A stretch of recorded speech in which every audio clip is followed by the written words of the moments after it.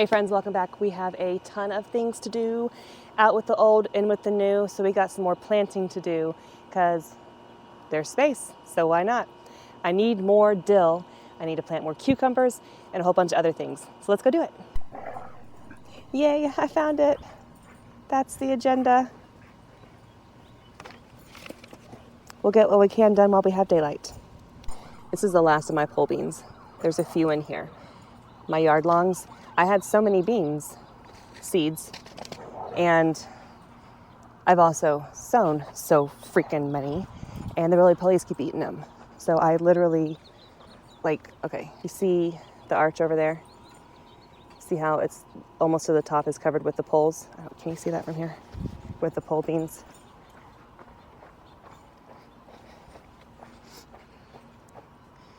That's what I'm expecting over here, and it's not what's happening. It is on this side, perfectly. And then here, there's only one in here, and a roly-poly is currently trying. And I needed several in that one bag, so they would climb up both sides of the arches here. And there's only one here to climb up here, but I need several. So we're gonna try again. I even moved this bag away from the compost and sprayed some dead bug in there, and still didn't come up or got eaten when they did. So we're gonna try this dead bug garden dust and see what that does. The last of my seeds. What's crazy is I had such amazing plants last year go up these arch trellises. And then this year I was like, oh yeah, neighbors, help yourself. You don't got to worry about planting your own bean plants. You can help yourself to mine. No big deal. Now, look at me sounding like a liar here, because there isn't going to be anything for them to really help themselves too. Okay. Got a few more here.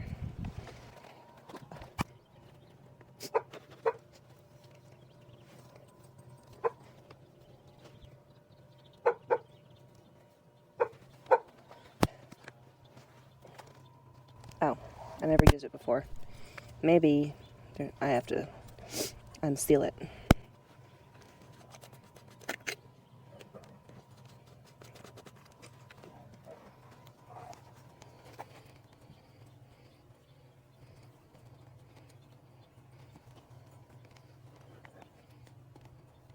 So this is for organic gardening, Captain Jack's Bonide brand dead bug garden dust.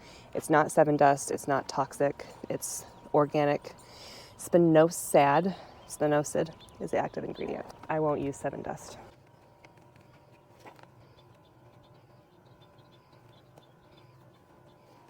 I have to read more about this to see if it hurts pollinators, because Sevin-Dust does. So you don't want that to be near the blooms when the pollinators come out at their usual times. So it's bad. It's just, it'll kill what you want it to kill and your pollinators. I don't know about this, but there's no blooms there. It's just soil level. So I'm not worried about hurting the bees. Okay, it's our last try, because I'm out of seeds for pole beans completely. Like, I have none at all of any variety. Okay, finding spots for cucumber now. So I just grabbed a random seed packet. Don't care what kind it is as long as I get cucumbers. And we're just gonna walk around and hunt for spots where we can put this. These need a trellis. These are the vining ones, not the bush variety. So let's walk around. I don't have a trellis here. I don't want to deal with it climbing everywhere.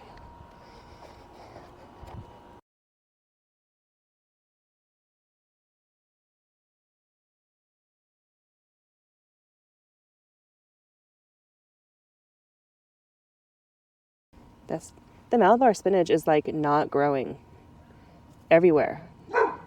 Okay, so there's a emitter hole here and a pole here. So we'll put that seed.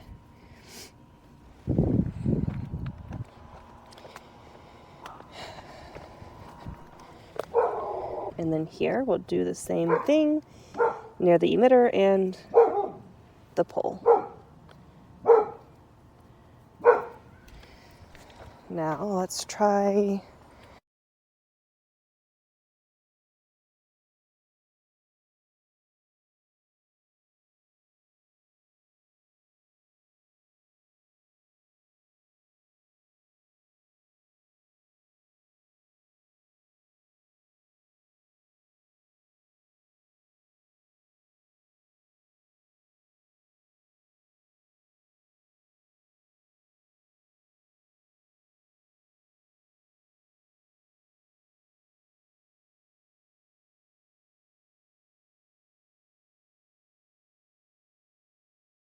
what I will do is I will get my cucumber variety that has the least amount of days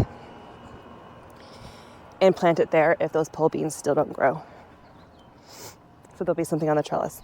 If the neighbors don't get green beans from me there, they'll also give them some from somewhere else because I have them growing everywhere. But they'll be happy if there's cucumbers there that they can help themselves to as well. She wants a lot of cucumbers and so do I.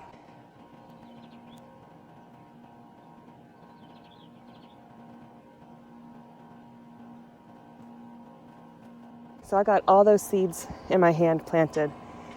So I am feeling pretty good about having cucumbers. The one thing about waiting last minute to plant cucumbers is the fear of not getting any at all because something goes wrong. But I planted them late to starve the cucumber beetles and squash bugs and hoping that they're not found by those pests by planting them late. Cucumber beetles technically weren't out yet, but anyways, it was mainly the squash bug focus. Let's see what's next on the list. Okay, plant cucumbers.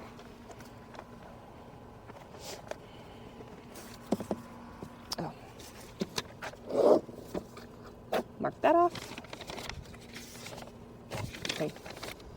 I wanted to plant more dill. That's going to be a tomorrow thing. Okay, the rest of stuff's going to be a tomorrow thing because I have something else for another video that I need to do. We're harvesting our herbs today in a different video, but keep watching. We'll do the rest tomorrow. Here we are the next day, and this is where the garlic was. So I've harvested the garlic, and that video has already come out. If that interests you, check it out. And the garlic leaves a lot of roots behind. And I just didn't want the roots to interfere with what I'm planting there next.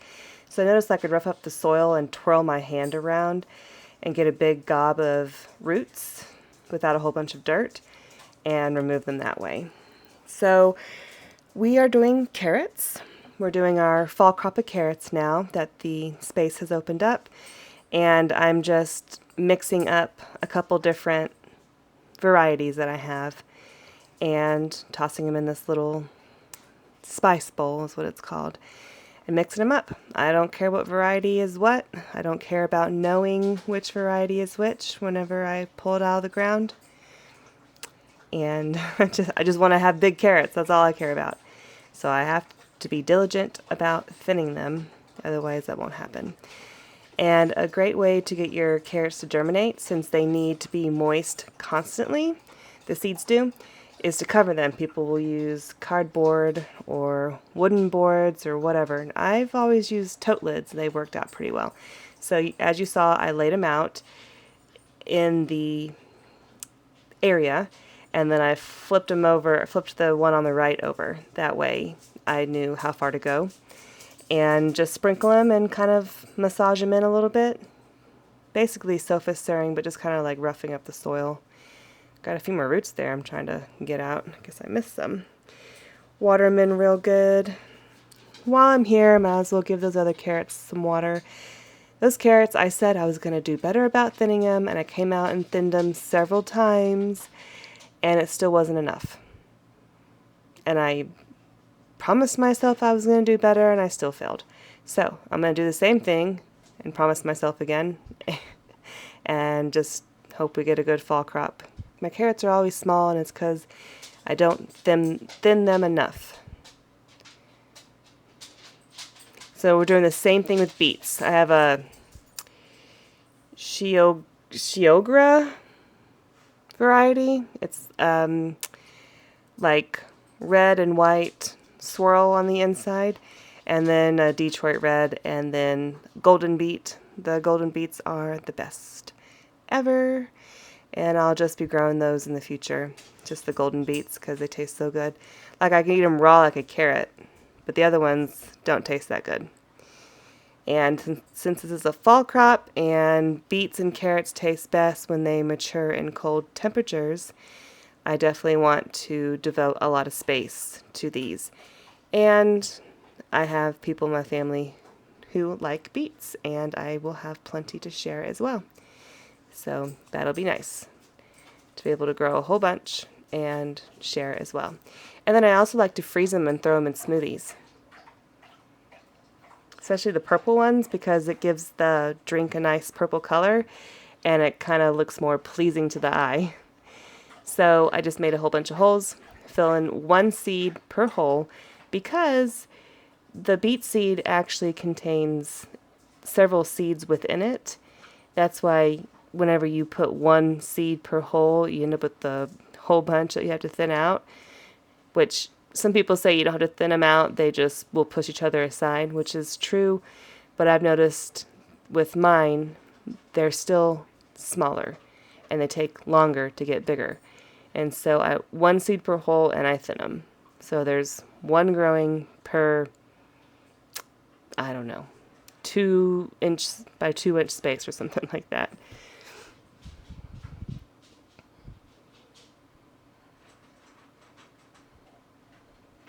And since I'm doing this voiceover in the future, I can tell you that I've gotten decent germination on the beets. For some reason, the beets this year haven't been germinating as well in the past as they have in the past, and I'm wondering if it's just like a new seed packet. Seeds aren't super viable. I don't know. And I need a ton of dill. I want a ton of dill. So this whole section is devoted to dill. The last of my dill seeds. Oh, baby girl. Baby girl, I love you. Last of my dill seeds went into that space. And then they like to be a 1/4 inch deep, but I didn't feel like doing more holes. I was kind of like, I don't want to do any more holes. I just want to rough it in. And so then I'm just sprinkling some dirt over the top to kind of like bury them, maybe hopefully close to a 1/4 inch deep. And we had some decent germination on these as well. And these beds are misters, so they do a good job of keeping things moist all around. Instead of like drip tubing, you only get moist near the emitter holes. Water all this in real good. I did, so the drip goes off morning and evening, and then I came out to do an afternoon watering as well, since there were seedlings in here. And we've got germination.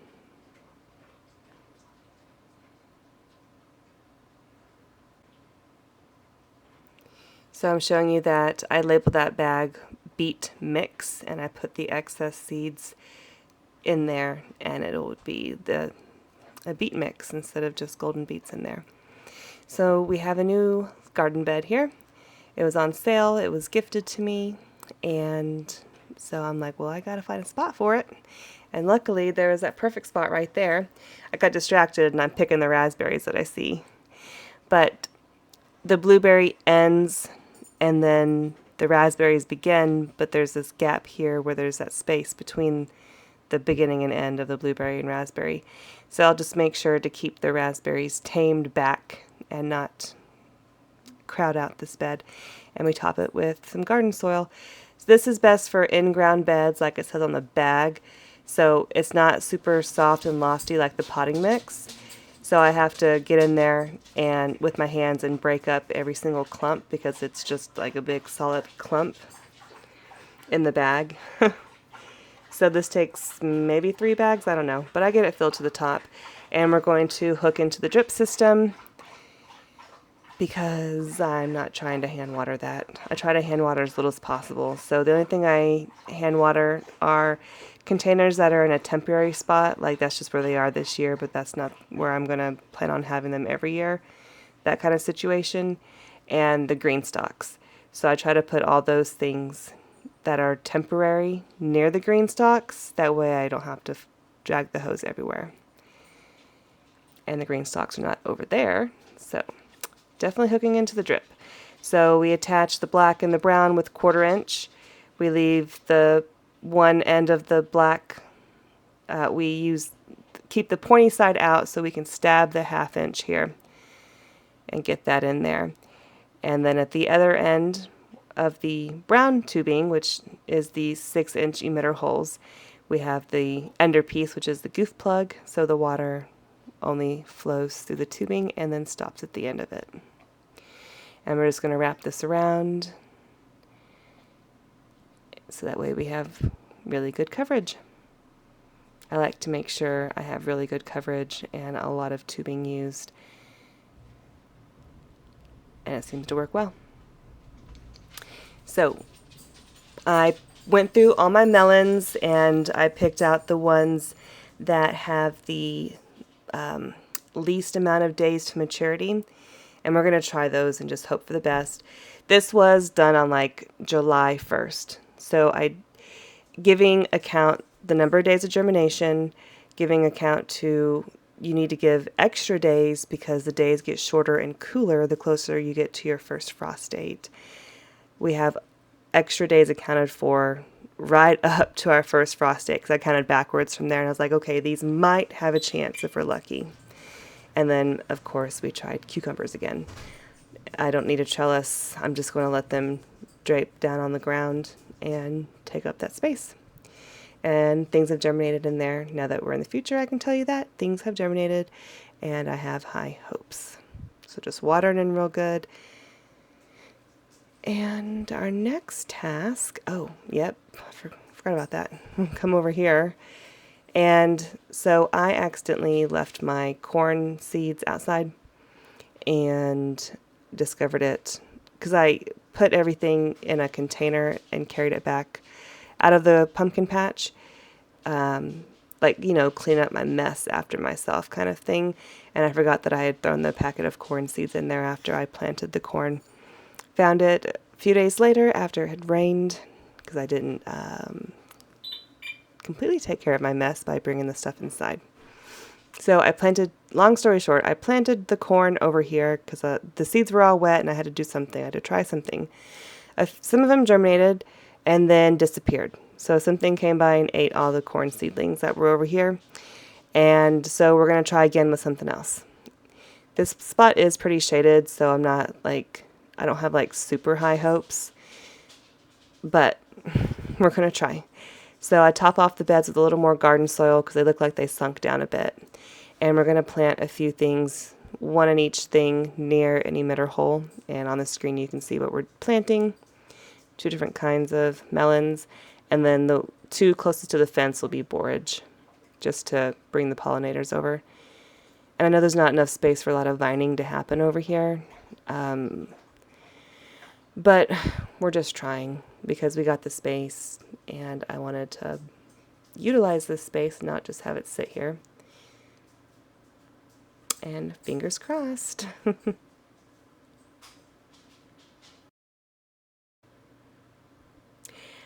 My fall crops failed. What I mean is I started my brassica seedlings last month and that failed. They just like basically rotted. Like they got that, oh, what's it called? I forget. Damping off. They got that damping off syndrome or whatever you call it inside. We did cauliflower, broccoli, Brussels sprouts, and cabbage. And so I'm like, well, I got to do it again. I got to do it now before it's too late. And so I'll pop up on the screen what we're doing. We got some Brussels sprouts here. So I just divided, we're doing this totally different. We're just keeping them outside. We're going to keep them moist. And we're just going to mass plant. That way, if there's failures, it's okay. There's plenty of extras. And when I want to transfer them to the bed, which they will go in the bed that the onions will come out of, which will be a few weeks after this video. I've now taken the onions out in real time, real life. Not real life, but I mean like real time. The onions are already out, so these will be able to go in that bed very soon as This is all about succession planting. One thing comes out and another one goes in, and you keep growing whatever you can with the amount of time you have left. And don't just let the space sit idly. We have a long enough growing season to be able to succession plant several things. So these will go in those beds as soon as I get, as soon as they get big enough to transfer, and I'll just separate them, pull them apart, and plop them in the bed. So we'll just water them in real good. And now that I'm in the future of this video, I can tell you that everything germinated very, very well. I put the lid on them so they stay moist, and the lid comes off whenever they have sprouted. Now I have these 2 tiers. Okay, I have this whole like tier thingy that I didn't want to pay the green stock price a few years ago. So I was like, let me try these. Well, these are terrible. They don't hold on to moisture. You have to water them several times a day. They're hard to water. You can't set up drip to them when they're stacked up as a tier. And so I don't like them, but I don't want to just get rid of them. And I could use them as containers. You know, these are the same things that we just planted with melons over by the elderberries that the corns did not work. And I have 2 left, 2 random ones, and I don't want to use them as a tier. So there's this little space over next to that metal bed that I can still walk through. There's a big enough of a gap, I can put something there. And so that's what we're going to do. Bring the drip over, tap into the 1/2 inch, just like we did earlier in this video, and put drip to these. And I can tell you that everything germinated that I planted in here as well. We did the purple TP bush beans. I'm all out of pole bean seeds, sadly, but I still have plenty of bush bean seeds, so that's good. But those won't grow tall, and those won't grow up a trellis. So there's a place for pole beans, and there's a place for bush beans. So I'll have beans one way or another, but I really wanted them to grow up the arch trellis. Anyways, so we're just going to feed this through, basically, or not feed it through, but like wind it around the way we want to, trying to avoid the seeds that I put in, and try not to kink the hose.